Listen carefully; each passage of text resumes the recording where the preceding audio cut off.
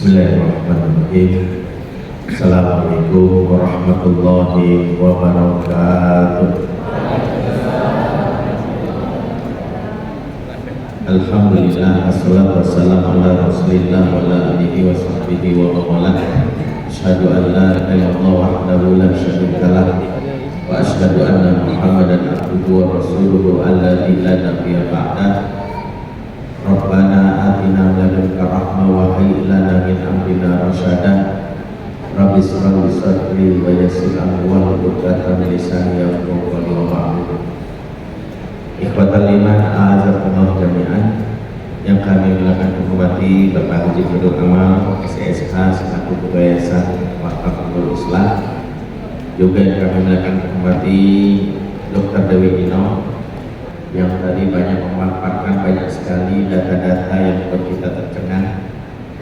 Dan habis ini banyak pikiran kita tadi berharap untuk seminar kita makin tenang, pulangnya malah makin stres kayaknya. Harus ngapain gitu ya. Memang Dr. Dewi Eno sengaja saya hadirkan untuk bikin stres. Dan memang Al-Quran ketika menggugah seseorang itu untuk berubah, itu memulainya dengan kalimat wal yaksalladzina la tarafu min khalfihim dzurriyyatan ni'am.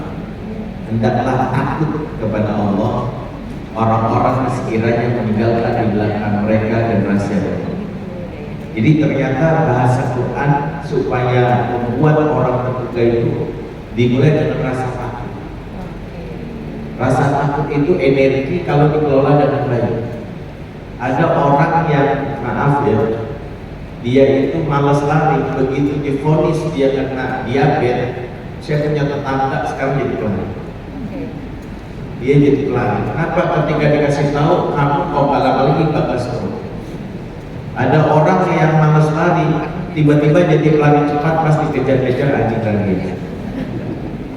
Jadi memang Al-Quran memulai dengan rasa takut. Ujung-ujungnya ada dua di ayat tersebut, falyattaqullah, kembali kepada Allah dan bertakwa. Yang kedua, waliyaqulu qawlan sadida, mulailah dengan perkataan yang baik. Jadi komunikasi. Nah ini mudah-mudahan apa yang disampaikan Dr. Dewi Ino tadi menggugah kita semuanya. Yang juga saya telah menghormati kepala sekolah dari segala unit TK, SD, SMP, SMA dari Yayasan Nurul Islam, dan juga buat Bapak Ibu, wali santri, wali siswa yang hadir di kesempatan di siang hari ini. Saya berdoa buat kita semua yang hadir, semoga Allah memberkahi kita semua yang hadir, dan semoga kita bisa masuk surga bersama-sama semuanya. Amin ya rabbal alamin.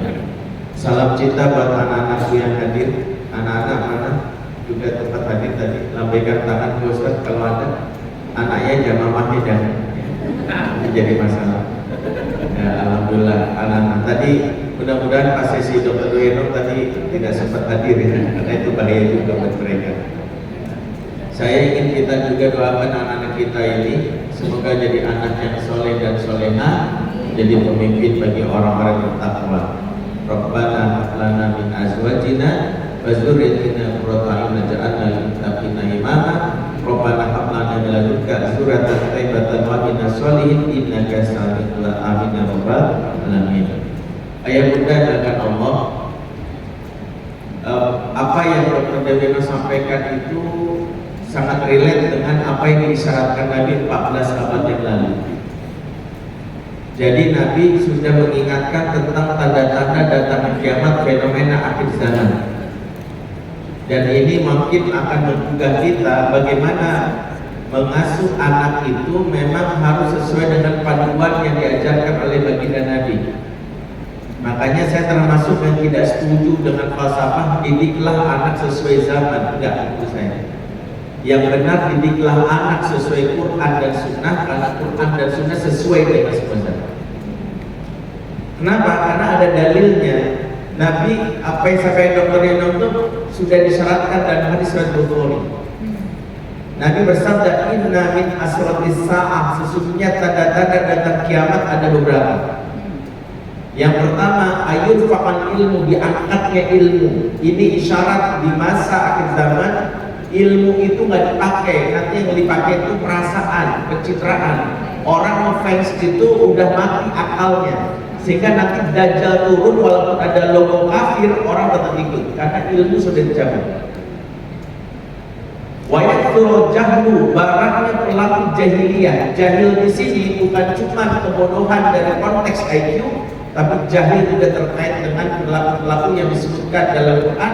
Di antaranya suka membuli. Ya ayyuhalladzina amanu la yaskhar qaumun qaumin asa ayakum khairum minhum. Kita tahu sekarang perilaku bullying sekarang meningkat. Di antaranya memang disyaratkan 14 abad yang lalu. Yang ketiga, wayakthuru zina, maraknya perzinahan. Data BKKBN menyebutkan di Indonesia 60% anak remaja 16 sampai 17 tahun di Indonesia sudah melakukan hubungan seksual, 60%. Dan kita tahu ini menunjukkan ada permasalahan yang terkait dengan generasi kita hari ini. Yang keempat, wayakthuru syurbul khamri, maraknya peminum khamar. Selain narkoba, khamar dalam bahasa para ulama itu bukan cuma yang terkait dengan minuman, karena khamar itu dikata yukhamirul akla, yang menutupi akal. Makanya khamar itu sama dengan khimar. Khimar itu yang menutupi, dilimpah khimar. Khamar menutupi. Yang menutupi akal hari ini bukan cuma minuman, tapi maaf, gadget. Anak sudah canggih menutupi akal sampai batin kalau bisa tidak dipenuhi. Orang para ayah, maaf, ada seorang laki-laki sudah candu pornografi menutupi akal sampai anak sendiri berpuasa. Kenapa? Karena bagian yang dirusak dalam Quran itu ceritakan itu bagian yang disebut oleh para ahli disebut PFC. Tadi dokter ini sudah bilang ini alis di atasnya ubun-ubun, inilah disebut PFC, prefrontal cortex, otak moral. Otak yang membedakan manusia dan hewan, dan Allah sudah sebutkan di surah Al-Alaq ayat 15. Kalla la illam yantahi lanasfa'an bin nasiyah, nasiyatin kadibatin khati'ah. Sekali-sekali tidak, kata Allah, kalau kamu tidak berhenti, Allah cabut nasiyah. Nasiyah ini yang dicabut, yang membuat seorang lelaki bisa memperkosa anaknya sendiri, seorang kakak bisa bersetubuh dengan adiknya sendiri, karena brain sistemnya rusak. Dan itu disebut dalam hadis yukhamirul aqla, banyaknya orang-orang sudah tidak lagi punya kemampuan ini. Yang kelima, dan ini yang saya pikir sama relate dengan dokter bahas, tapi saya ingin membahas lebih luas.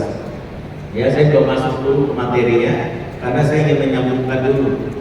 Kata Nabi yang ciri kelima, wa yakilla rijal wa yakurran nisa hatta yakuna li khamsina imra'atan al-ghaymu wahid. Sedikitnya laki-laki dan banyaknya perempuan, sampai-sampai 50 perempuan menaungi satu laki-laki. Jadi menurut hadis ini, laki-laki dan perempuan perbandingan berapa? 1:50. Tapi hadis ini sering disalahpahami sama bapak untuk minta izin poligami. Jangan mah satu nikahin 4 aja, 46 nganggur kan gitu ya, yang aku mau gitu.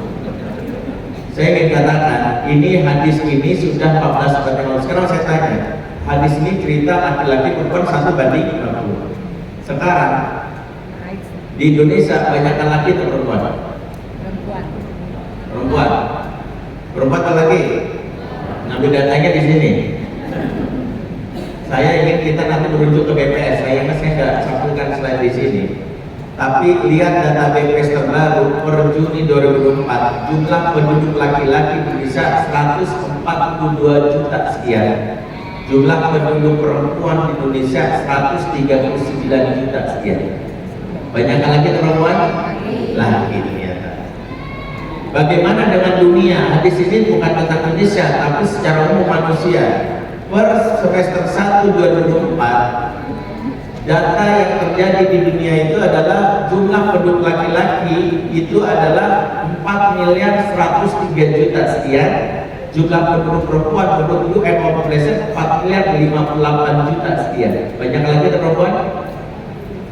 Laki 4.103. Komposisinya adalah 50,28% itu penduduk laki-laki, 49,72% penduduk perempuan.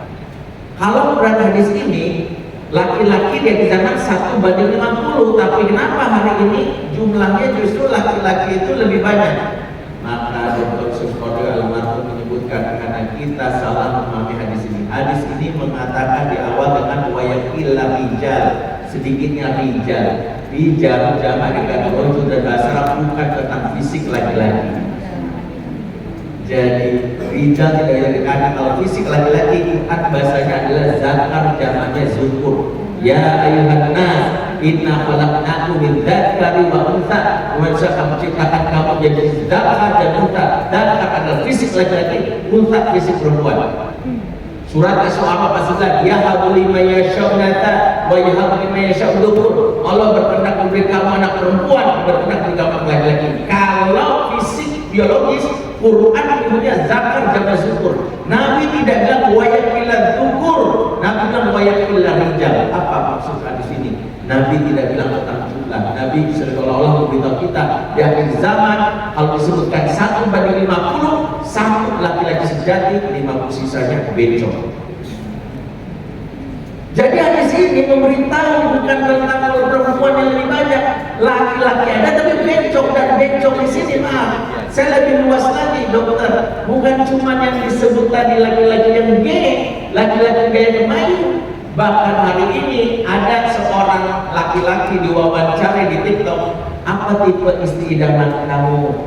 Saya pengen punya istri yang cantik, seksi, bisa ngurus anak, bisa nyari duit, bisa nyetir mobil, nyetir motor, angkat motor, galon, ya, manjat Monas, kan gitu ya.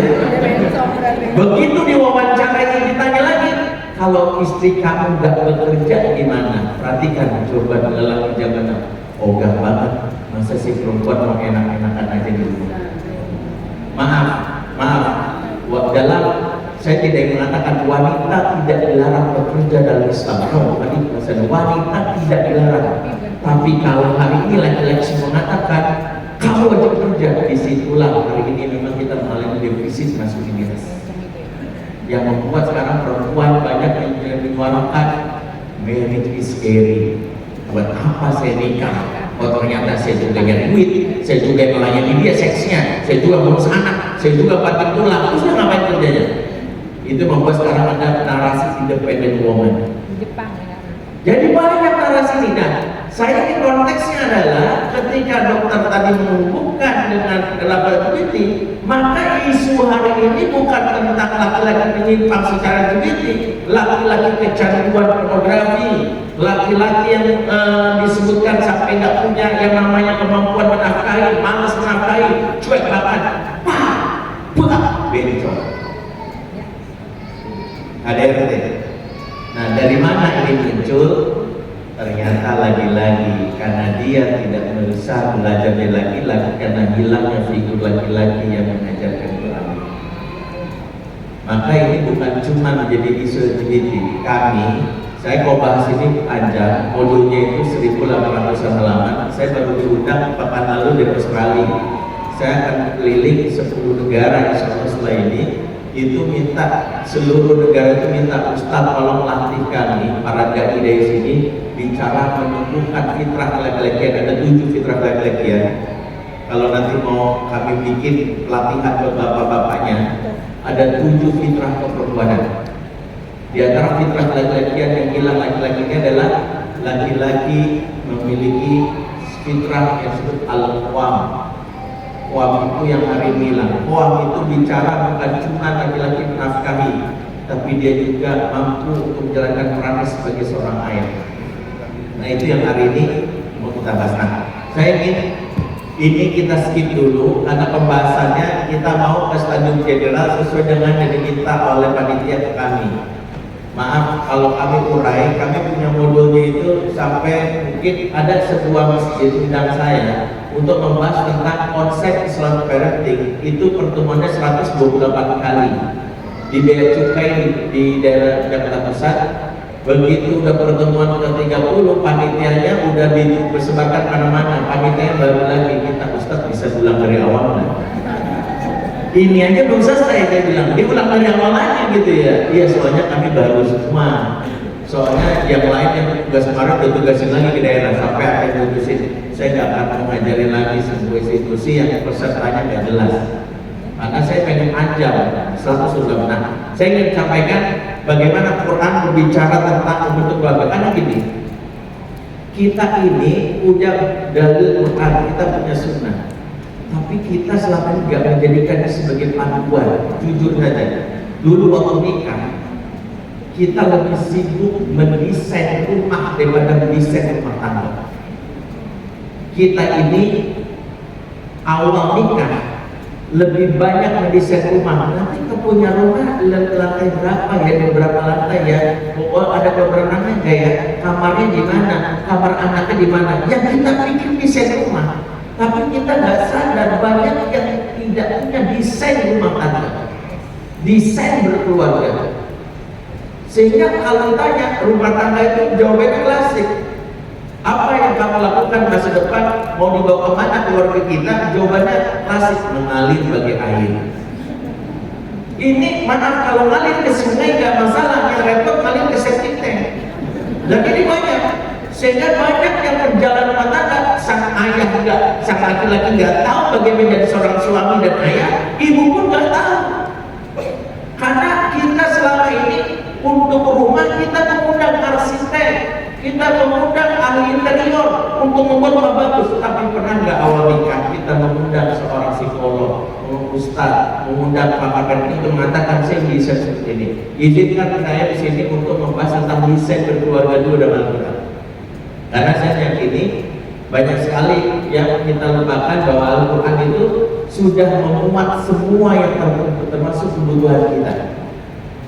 Saya ingin memulai dari sini dulu. Tugas Dr. Dewinok itu menggugah masyarakat dan pemerintah. Tapi izin, kalau saya lebih ke internal dulu. Karena dulu saya pernah diundang tahun 2003, 2004 di Komisi 47, Komisi 7 DPR, mewakili guru kami Ibu Ali Risman. Saya bawa data-data. Saya dulu konselor anak remaja, saya turun ke jalanan, langsung berinteraksi. Saya menemukan komik porno, bagaimana rusaknya otak anak sebagainya, itu saya temukan langsung di jalanan karena saya itu konselor anak. Saya dulu berinteraksi, bahkan saya itu membina komunitas kaum gay, dulu banyak, dulu saya lakukan ini. Tapi begitu saya ngomong di depan pemerintah, saya ingat banget, saya nggak sebut namanya, dulu dia pernah jadi Menkes, dia dulu Komisi Penanggulangan AIDS. Dia setiap berbicara tentang HIV selalu bilangnya solusinya kondom, solusinya kondom, solusinya kondom. Itu kami akan protes. Kenapa? Setelah saya selidiki, karena komisi ini ditunggangi atau sponsori oleh Komisi Sutra.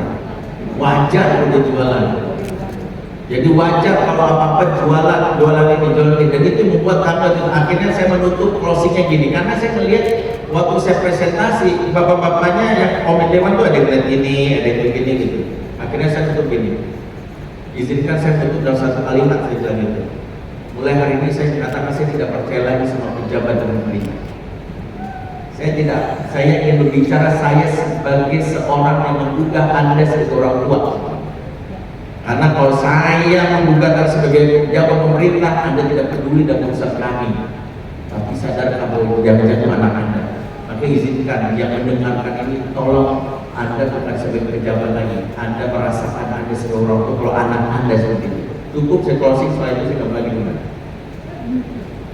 Kenapa? Karena kalau saya akhirnya disitulah saya mengambil jalan pintas. Saya membawa ayah Ibu Rinaldi bersama dengan beberapa orang. Yuk mendingan kita mengatur keluarga dulu. Saya minta Ibu Risman, guru kami, Ibu Eno, ayo ngomong ke pemerintah. Ya mungkin lebih pas ke Ibu ngomong kalau saya bawa emosi. Ya kalau berdua mau tahu banget ya. Itu bawa emosi gitu. Karena mau marah itu bingung. Saya sampai bersuara, gimana bisa pemerintah menyelesaikan masalah keluarga kalau 79 tahun Indonesia mereka nggak ada Kementerian Keluarga. Baru tahun ini, dan saya mengapresiasi, baru sudah muncul ada Kementerian Pembangunan Keluarga itu sudah ada tahun dulu 79 tahun nggak ada Kementerian Keluarga. Yang ada Kementerian Pemberdayaan Perempuan dan Perlindungan Anak yang berdayakan perempuan dan melindungi anak lah. Bapaknya ngapain? Saya bilang, bapak itu kepala keluarga, nggak ada yang ngurusin, nggak ada yang bertanggung jawab. Makanya saya sampai akhirnya udah menulis, saya dalam 2007 saya berinisiatif membuat lembaran Jumat. Dulu nyetak sendiri, pokoknya distribusi sendiri sama ayah di luar. Pokoknya saya yakin Jumatan itu majelis para ayah. Selama ini khutbah Jumat gak pernah menyentuh peran keayahan, gak pernah menyentuh peran jadi suami. Peran itu udah tulis, kirim, distribusi, seperang masjid, gratis, free. Dari mana uang Ustaz? Nyetak sendiri. Baik, diundang, bodoh khutbah Jumat saya tawarin. Khutbah saya tentang jadi ayah saja. Karena tahu Indonesia sudah dalam keadaan darurat. Dan yang ini sudah kami rasakan dua. Satu, anak laki-laki gak punya figur ayah jadi gay. Tadi sudah sampaikan. Dan gay ini berkembang pesat. Waktu saya diundang bulan Ramadan ke Pekanbaru, di Pekanbaru sudah muncul grup WhatsApp anak SD tercinta sesama jenis. Grup WhatsAppnya sudah muncul. Mereka bisa mengajar. Kenapa gay itu susah banget untuk ini? Karena mereka sesama gay punya kemampuan gayda itu gay radar. Mereka bisa melihat dan sudah gay. Dan saya pernah buktikan salah satu gay di Sukabumi itu saya punya pengajian di Sukabumi. Ya tapi jangan susah saya normal ya. Supaya jangan macam-macam di sini ngajak teman-teman. Saya kita 8G itu ngaji, 4G saya belum tapi pengajian cuma berlangsung 3 kali karena setelah itu pengajiannya saya bubarkan. Kenapa saya bubarkan? Karena kalau saya pikir mereka makin ngaji, makin akrab, makin jatuh cinta kan bahaya. Saya pikir udahlah, saya bubarkan. Sampai saya bilang kalau serius ngaji datang ke saya di majelis Sakinah atau secara personal. 4 orang marah nggak mau ketemu saya, memblok saya. 4 lagi masih mau ketemu, walaupun pertemuannya awal sekali, banyak dibutuhkan, sekali sekarang cuma setahun sekali loh lebarannya. Tapi saya belajar dari mereka cerita gimana mereka punya kemampuan gayda itu gerada. Saya orang nggak percaya sampai suatu hari ada gay di Sukabumi kayak saya, Ustaz, saya mau tobat Ustaz. Tinggal mana kamu? Sukabumi. Oke, datang ke stasiun Bogor, naik kereta ke stasiun Tebet, dari Tebet jalan 500 meter ke Akal Islam Center. Dulu saya staf pengajar di Akal Islam Center milik Ustaz Martin Nasir. Saya ngajar sana ketemu Zuhur, ya. Dia datang tanpa kasih kabar saya karena nggak pernah ketemu, sudah di lokasi tapi saya nggak tahu. Binaan saya dia juga datang. Bayangkan dia cuma pada selesai azan berkumandang kami sholat satu sah. Bila saya sudah kata saya selesai sholat, Assalamualaikum warahmatullahi wabarakatuh. Tiba-tiba bila saya sampai selesai 5 orang sedangkan Ustaz lagi. Saya tengok, apa? Itu yang mau konsul. Kedetek sama dia. Dia tuh kerjanya cuma office boy di perusahaan energi di Jakarta. Itu bosnya tuh sampai memberdayakan dia. Jadi kalau ada wawancara karyawan baru, dia sudah memberikan minuman, memberikan snack atau apa. Setelah itu dia keluar. Wawancara berakhir dia dipanggil sini. Tadi saya wawancara gini kan. Pak, langsung saya coret kalau karyawan tadi.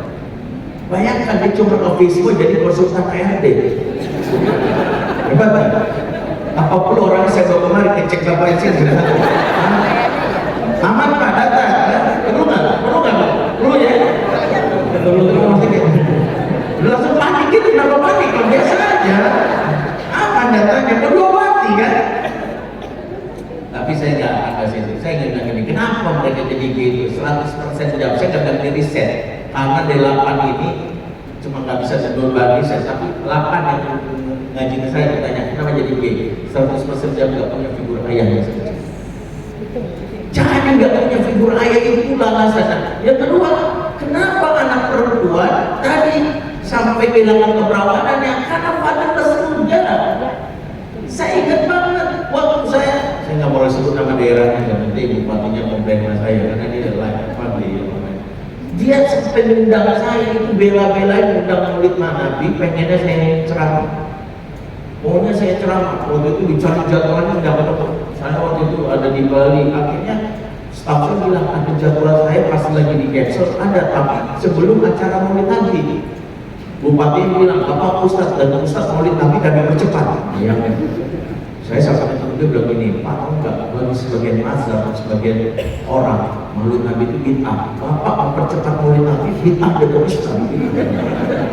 Gak peduli saya, penting Ustaz menghadiri. Bayangkan, saya diundang ke daerah tersebut, itu tempatnya itu dia disebut daerah Islami, tapi ternyata istri bupati cerita sampai nangis-nangis, wanita di sini banyak yang WPB, wanita homo aspiran. umurnya 16-17 tahun. Dan saya sampai kuliah di Malaysia untuk mencari riset kenapa terjadi ini. Profesor saya, Profesor Mejuhari, kami S2-nya di Universiti Utara Malaysia, jurusan Family Ekologi, dan ternyata disebutkan banyak perempuan kehilangan keperawanan karena nggak punya figur ayah. Maka saya berani menantang bapak-bapak ya, ibu-ibu, kalau di sepanjang jalan di utama di Banda Aceh ini jam 11, jam 12, jam 1, jam 3, tapi kayaknya sih insya Allah aturan kita masih ketat. Tapi di daerah lain ada perempuan dibonceng cowok jam 1 malam, 12, 3 malam, dan kita yakin bukan suami istri. Saya berani taruhan, kalau taruhan dan nantang aja taruhan juga. Saya berani nantang, pasti anak perempuan itu gak dekat sama bapaknya, pasti. Anak perempuan dekat dengan bapaknya, baru dapat WA sedikit dari seorang cowok, langsung bapak wajahmu mengalihkan dunia. Bapak kamu Desus 88 ya? Kok tahu? Soalnya kamu mendadak menjaga kesehatan. Kamu tahu nggak bedanya PKI sama kamu? Enggak. Kalau PKI komunis, kalau kamu kok manis. Udah cukup tadi baper semuanya. Di Kumara.com setahun yang lalu ada kasus yang bikin kami stress shock ya. Seorang perempuan di Lampung rela mengirimkan foto mobilnya ke seorang cowok ternyata narapidana dari Cipinang. Nggak kemana-mana anak perempuan itu, nggak kemana-mana, dia di rumah aja. Ibunya merasa aman, tapi ternyata saya pernah dikirimkan foto telanjangnya. Kok bisa? Karena kasus dalam scamming belajar dari satu fakta yang nggak bisa dihindari, bahwa live scammer tahu anak perempuan gak punya figur ayah, mencari dan tanda kutip ayah baru. Disitulah oknum-oknum muncul yang menawarkan Walid nak Dewi boleh. Makanya oknum itu pun tahu. Saya kasarnya gini, saya kalau nggak jadi ustadz dan saya mau doa dari Bapak Ibu semua, saya kalau nggak jadi ustadz paling gampang jadi penjahat lagi. Karena saya tahu caranya, saya tahu triknya. Dan saya baru tahu beberapa kali saya keliling negara, saya baru pulang dari Perth di Australia, saya baru tahu di luar negeri predator seksual dan penjahat kelamin sebelum menjalankan misinya mereka ikut workshop parenting 3 hari.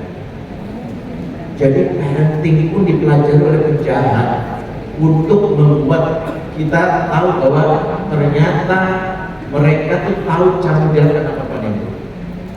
Artinya gini, saya sendiri akhirnya memahami bahwa kenapa saya bicara ini. Saya pengen bangun masjid belajar parenting, saya pengen guru sekolah belajar parenting. Karena ini guru cuma berpikir menyampaikan isi kepala anak. Pada Nabi ketika berbicara kepada para sahabat, memulainya dengan satu kalimat tadi harus kita jadikan satu pegangan. Apa kata Nabi kepada para sahabat? Innama ana lakum min bazilatin walidu alimkum. Sesungguhnya antara aku dan kalian seperti ayah terhadap anak yang mengajarkan. Jadi Nabi ketika berbicara tentang mengajarkan mulai dengan perannya aku dan kamu kayak ayah dan anak. Tapi hari ini anak nggak dapat figur ayah di rumah, nggak dapat figur ayah di sekolah, nggak dapat figur ayah di mana-mana. Dan yang menjadi ayahnya ternyata penjahat kelamin. Jadi ayahnya adalah predator, jadi ayahnya adalah pengedar narkoba. Dan itu yang ingin kita para guru untuk belajar, bahkan para ustadz. Ya, saya sampai berani mengatakan ustadz-ustadz yang masih pengen beradu argumen karena menganggap bahwa peran ayah tak penting dan Islam, silakan bicara sama saya. Saya bawa sekelompok kitab bisa dibaca bareng bagaimana Al-Quran berbicara tentang peran ayah ini. Karena bapak ini selalu berdalih mengatakan urusan itu kan bawaan Ghazul Fikri. Itu mah pastinya bawaan feminis. Ya, saya kumpulkan kitabnya. Kalau mau saya sodori, saya yakin Ustaz bisa bahasa Arab. Saya kasih PDF-nya. Bagaimana Quran berbicara tentang peran ayah itu. Bahkan saya sampai mengatakan, tahu nggak di dalam Al-Quran ada seorang Rasul yang diceritakan oleh Allah seolah-olah nggak punya umat. Tahu nggak seolah-olah artinya? Allah mengambil angle ceritanya, Rasul ini dikesankan gaya nggak punya umat, gaya nggak punya kaum. Ini Rasul yang kerjanya paling enak. Semua Rasul menyampaikan pada kaumnya, tapi usul Rasul ini Kalau kita baca kisahnya cuma ngomong dia sama anaknya, dia sama anaknya. Ada yang tahu Rasul dimaksud siapa? Dan Quran. Ada yang tahu? Kira-kira siapa? Ada Rasul dan Quran itu yang kalau kita baca kisah, tapi kita nggak tahu kaumnya siapa ya, umatnya siapa ya, kita nggak tahu. Karena dia cuma dia Rasul anak. Ada yang tahu? Sebut aja Rasul saja. Kita sebenarnya siapa? Ibrahim kan anak kaumnya, orang dia di mana Nabi Namrud. Ya? Siapa? Keterangan. Nabi ada anak kan Rasul. Ya?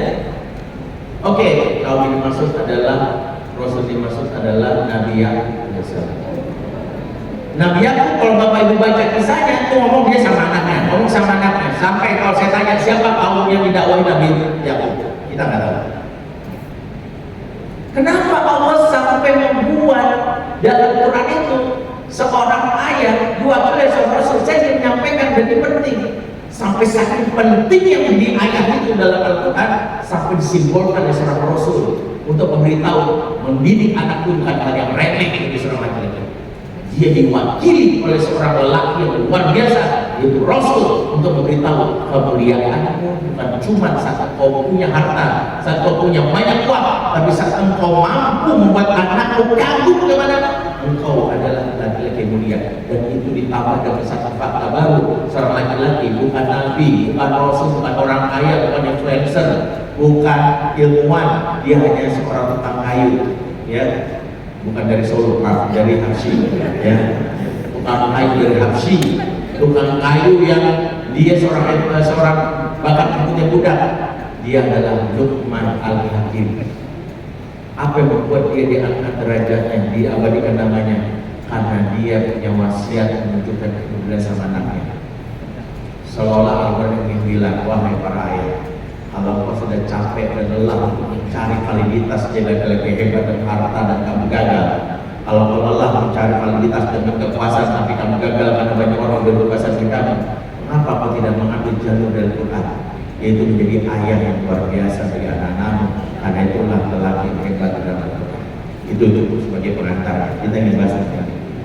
Baik, Al-Quran menjadikan petunjuk bahwa semua yang dalam Quran itu sudah dibahas. Al-Yawma akmaltu lakum dinakum, ayat yang saya baca sudah kita pahami, sudah disempurnakan. Artinya jangan tengok kanan dan kiri.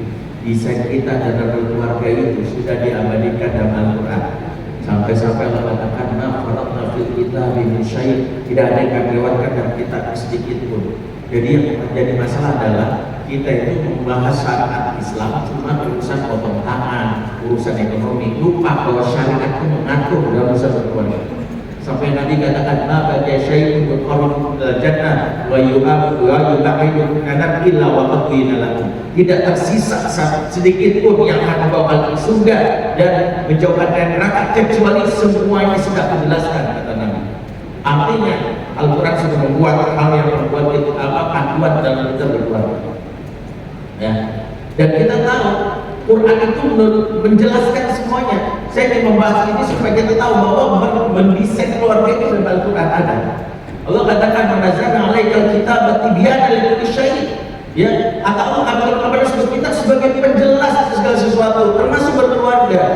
Ya Allah, huda wa rahmatan wa busyral muslimin, sebagai petunjuk rahmat berita bagi kaum muslimin. Kenapa saya mulai dengan ini? Supaya tahu selama ini kita belajar berkeluarga dari mana sih? Kenapa kita ngakunya syariat Islam, mengaku Islam, tapi merasa berkeluarga pakai cara yang lain gitu ya? Wa kullu syai'in fasalnahu tafsilan, sampai dijelaskan secara terperinci. Berarti apa?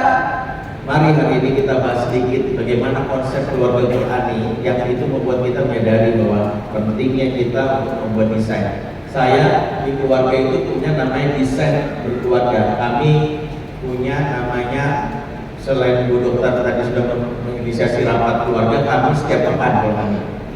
Ya, karena kami menganggap berkeluarga rapat keluarga itu salah satu cara family meeting untuk mentransfer knowledge.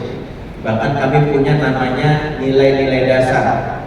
Kami punya roadmap pernikahan dan roadmap pengasuhan yang kami desain dalam bersama pasangan saya. Jadi saya sama istri itu sampai punya desainnya. Kami namanya, bahkan punya namanya visi misi dalam keluarga. Ya, visi misi keluarga beriman. Kami nyebutnya keluarga beriman. Beriman itu Bedri Desorman ya namanya. Saya singkat. Nah itu kebetulan kami bikin visi misinya. Bahkan anak-anak kami tahu nilai-nilai dasar kami ada 5 SKKKM. S pertama spiritual, K berikutnya kasih sayang, yang ketiga adalah kebersamaan, yang keempat adalah menjaga, M-nya berarti menjaga kehormatan, ya. Kasih sayang, K berikutnya keterbukaan, M-nya menjaga kehormatan. Jadi spiritual, kasih sayang, keterbukaan, kebersamaan, M-nya menjaga kehormatan. 5 value yang anak-anak kami sudah pelajari. Nah dari mana value ini kami ambil, nanti kita akan diskusikan. Allah mengajarkan dalam sebuah surat yang saya yakin sering dibaca tapi kita tidak mentadabburinya. Walladzina yaquluna rabbana hab lana min azwajina wa dzurriyyatina qurrata a'yun waj'alna lil muttaqina imama. Saya ingin bahas ini singkat supaya nanti kita masuk kepada bagaimana Quran punya satu simbol dalam keluarga. Ya. Pembahasannya sebenarnya panjang khusus yang ini, tapi saya singkat aja. Saya yakin Bapak Ibu sudah tahu tentang doa ini. Rabbana hab lana min azwajina wa dzurriyyatina qurrata a'yun. Apa yang disebut qurrata a'yun? Apa qurrata a'yun? Qurrata a'yun menurut Imam Al-Baghawi artinya dumun barid, air mata yang dingin. Apa maksudnya air mata yang dingin? Saking bahagianya seseorang itu dia tidak bisa lagi mengungkapkan dengan kata-kata. Kalau bilang yes, yeah, itu belum disebut qurrata a'yun. Qurrata a'yun adalah seperti kita berangkat haji, menginjakkan kaki tanah suci di lihat Ka'bah, tiba-tiba cuma bilang ya Allah, menetes air mata tuh kalau dipegang bibirnya dingin. Itu disebut qurrata a'yun.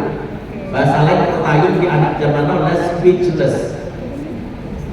Jadi qurrata itu ada speechless. Lawannya qurrata adalah suhna ta'ayun. Apa itu suhna? Dumun had, air mata yang hangat.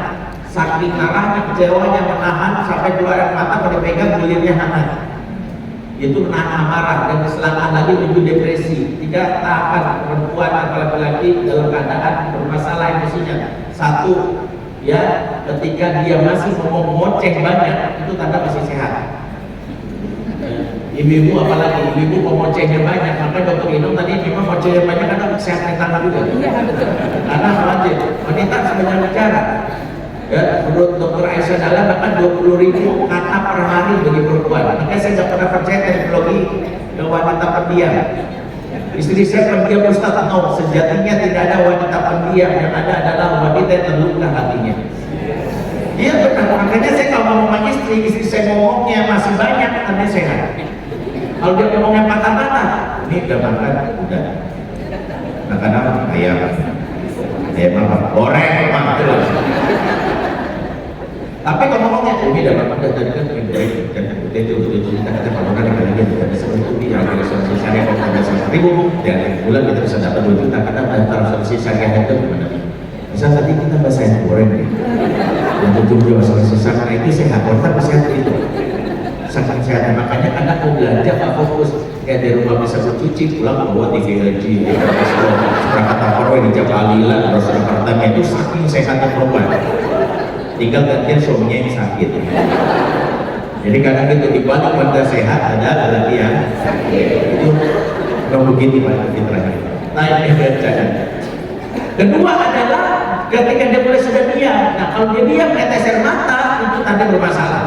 Jadi kalau dia diam menetes mata kesehatan ya bahaya, dan ini harus kita aware kalau tetangga kita atau istri kita perempuan dia udah nggak bisa lagi bicara, udah nggak bisa lagi nangis, selama lagi gila. Perempuan kalau udah nggak bisa lagi bicara, udah nggak bisa lagi nangis, menolak, biasa aja. Oke. Quran menyebutkan qurrata a'yun. Qurrata a'yun itu adalah gambaran berkeluarga yang membuat kita merasa tenang dan nyaman, happy, bahagia. Dimulai dari pasangan atas ke anak, azwaj wa dzurriyyah. Disinilah Allah memberitahu berkeluarga itu dimulai dengan menumbuhkan perasaan tenang dan rumah yang disebut al-maskan, bahwa Berumah tangga dimulai dengan menumbuhkan rasa tenang nyaman disebut al-maskan. Desainnya adalah nanti kita bahas. Maskan adalah dasar kita membangun rumah tangga supaya rumah itu menjadi basic orang tetap pulang. Maaf, kenapa kafe-kafe hari ini terus subur? Karena kafe adalah sebuah simbol tentang utuhnya keluarga segala maskan. Kita bangun rumah desain besar, yang AC dipasang setiap 3 langkah, ada tamannya, ada tapi penghuninya jarang pulang. Ini bukan tentang rumah yang sempit, bukan tentang rumah yang ukuran minimalis. Ini tentang kita gagal membangun suasana surga dan rumah. Makanya saya termasuk orang yang ketika hari ini kafe buka 24 jam, saya sudah digerderang perang bahwa kafe ada simbol bahwa rumah hari ini cuma sebagai museum atau cuma sebagai tempat transit.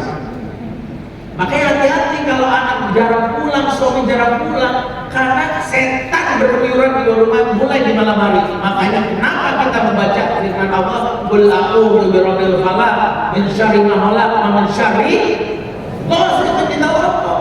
Jadi ghasiq itu ketika bintang jatuh, kata Ibnu Katsir, nanti malam sudah pekat. Zikir dan detik itu berlindung pada Allah. Tapi hari ini perempuan turun malam, laki turun malam, biasa aja.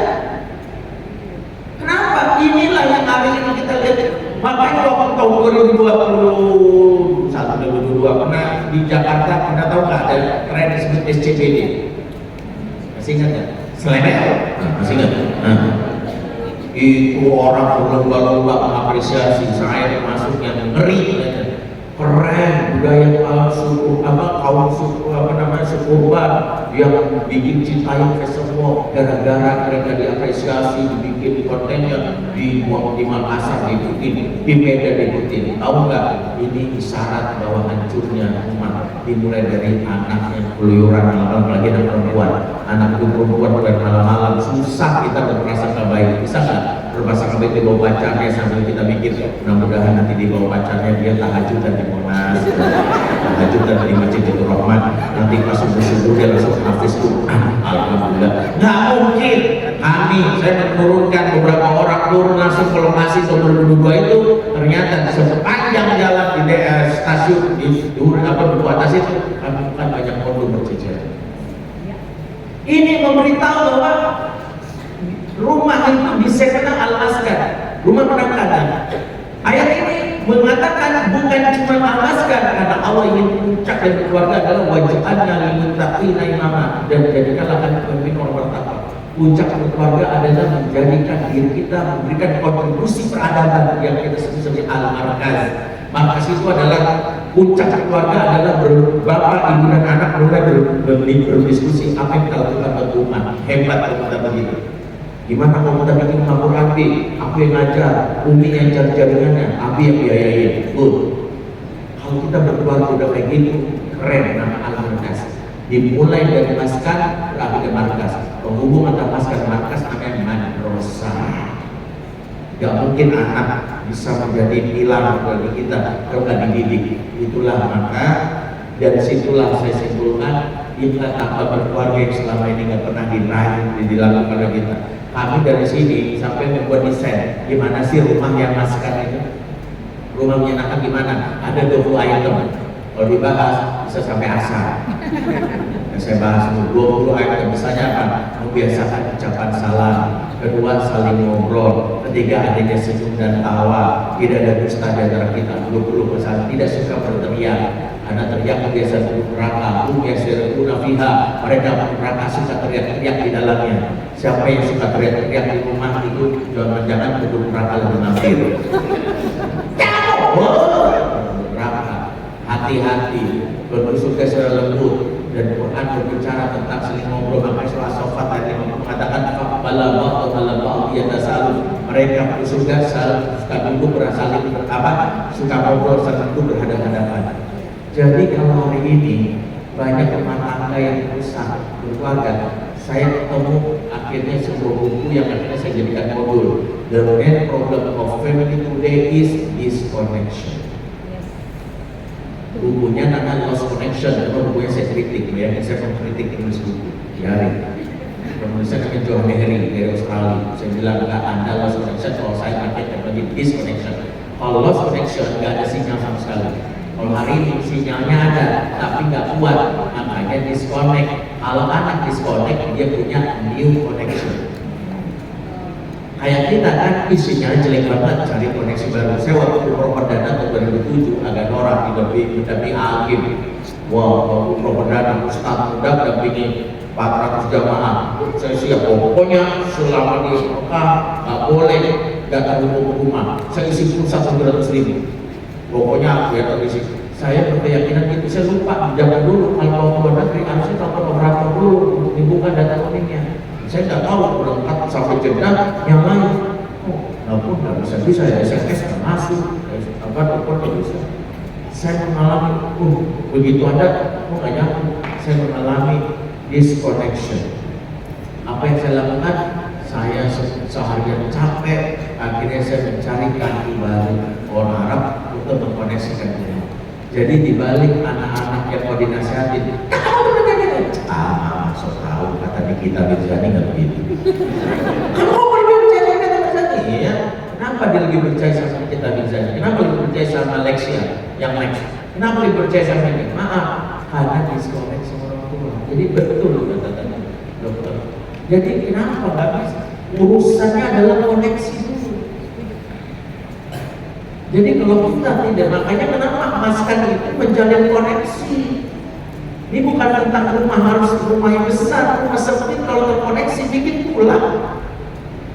Makanya ciri anak terkoneksi kayak contoh dari dokter Devinong tadi, nanya dulu, mama kalau ini gimana sih Pak? Nah sodomi apa sih Pak? Karena anak kenapa mulai disodomi itu kejadian di Depok tahun 2005 waktu saya jadi konselornya. Itu tanya sama mamanya berapa ya? Nanya mau apa? Yang benar. Besokan begitu. Dia penasaran, dia tanya sama Somai, Somai itu kebetulan Mas, tahu sodomi nggak? Oh, abang nggak tahu teorinya, tahu prakteknya doang. Dan itu yang mengerikan. Makanya di balik pertanyaan mereka tersimpan koneksi jangan salahkan orang. Dan pertanyaan ada ciri anak-anak yang justru terimunisasi. Makanya jadian anak penangannya. Karena anak penangannya itu anak-anak steril. Anak steril gampang bilang dulu. Makanya kalau anak sering nanya, dan Quran memuat 15 pertanyaan sahabat, karena para sahabat gak pernah disterilkan. Udah kubur sini, gak boleh kesana, belum sana. Mereka berteman saja baik-baik, tapi begitu ada yang aneh-aneh nanya. Makanya turun ayat yas'alunaka. Ada berapa ayat? Ada saya. Kenapa mereka bertanya? Karena punya pengalaman, tapi karena punya koneksi, tanya. Koneksi itu membuat mereka yang benar dikuatkan, yang salah didelete. Gak begitu, nah itu salah.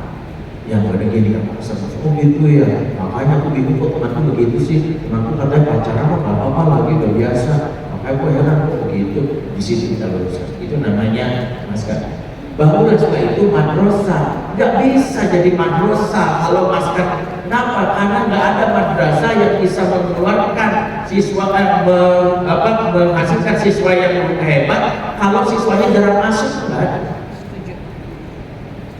Ada seorang ustaz, anaknya akhirnya jadi pengedar narkoba. Saya nggak salah ustaznya, anak ustaznya menciptakan madrasah rumah, tapi lupa menciptakan masker di rumah. Karena anak nggak pernah pulang, akhirnya anaknya nggak pernah berinteraksi sama dia.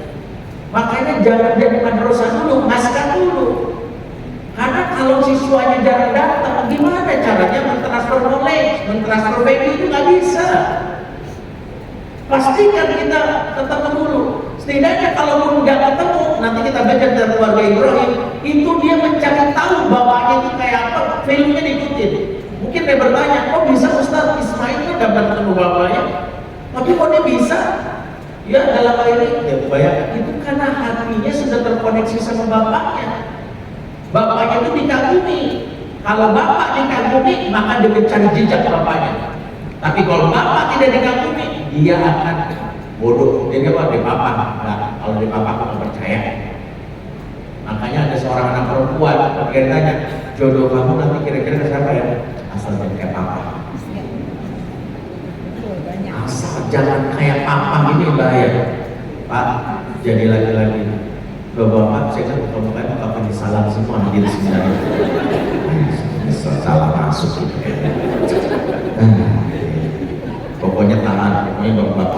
ya, jangan ada izin ke WC, saya ngomong apa, pokoknya kunci, saya ngomong apa.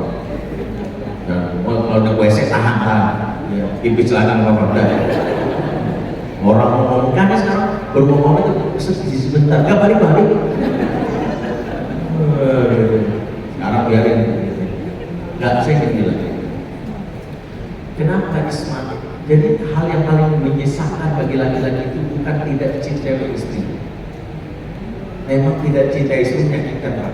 Ada bilang istri saya kecinta sama saya Ustaz, tapi anaknya mapan, gitu. Tidak dicinta istri memang menyakitkan, tapi kalau dijelaskan secara hukum ilmiahnya, istri adalah wanita lain yang bertemu dengan kita saat dewasa. Wajar kalau dia akhirnya tidak punya cinta yang kuat. Tapi jika seorang anak cinta sama ayahnya, ngeri banget. Dalam tubuhmu ada darah dagingku, ada darahku, ada dagingku, benihku. Engkau adalah versi ini dari aku ada dalam dirimu, kamu dalam diriku. Artinya kamu dan aku sama kira-kira. Pertanyaannya, ada seorang yang dirinya sendiri tak mencintai dia, inilah lelaki paling malam di muka bumi. Lelaki paling malam di muka bumi bukan yang tak dicintai oleh istri, tapi tak dicintai oleh anak sendiri. Dan ini memberikan. Makanya kenapa? Pastikan kita menjadi al-maskan, rumah al-maskan, baru situ value. Karena anak itu sudah punya value, sudah punya keterikatan, dia ikutin jejak. Koneksi itu membuat orang ikut. Saya kasih contoh. Saya punya kawan almarhum Kak Hilman Al-Madani. Itu psikolog yang wafat karena cancer kemarin. Semoga Allah ampuni dan Allah berkahi beliau tidak al-kuburnya. Bukunya ada di sini. Nah ini parent time, ini peninggalan beliau. Ini beliau tulis lagi cancer. Nanti silakan buka dia baca ya. Ini buku yang menurut saya sangat inspiring. Bagaimana 7 tahun pertama itu berharga. Jangan meremehkan 7 tahun pertama, baca buku beliau. Ya. Itu ada ketinggalan dong, enak. Penis itu. Betul, saya nemu tuh. Kalau pakai nemu disimpan kan bahaya. Jadi Hilman ini bilang gini, dia punya murid ngefans sama Cristiano Ronaldo. Setiap apapun selalu Cristiano Ronaldo bikin ini ya sampai suatu hari Ronaldo mengiklankan produk sampo di Instagram Ronaldo. Hilman cerita muridnya yang ngefans itu beli sampo tersebut padahal kepalanya botak. Maaf ya kalau botak, maaf. Kepala botak kok beli sampo? Jawaban anaknya sederhana, kan Ronaldo beli. Orang kalau ngefans maka apa aja diikuti. Makanya dalam Islam itu teladan aja nggak cukup. Saya udah jadi teladan Ustaz dari masa itu. Jadilah teladan yang dicintai. Jadi teladan tapi nggak dicintai, anak malah mengalami reaksi.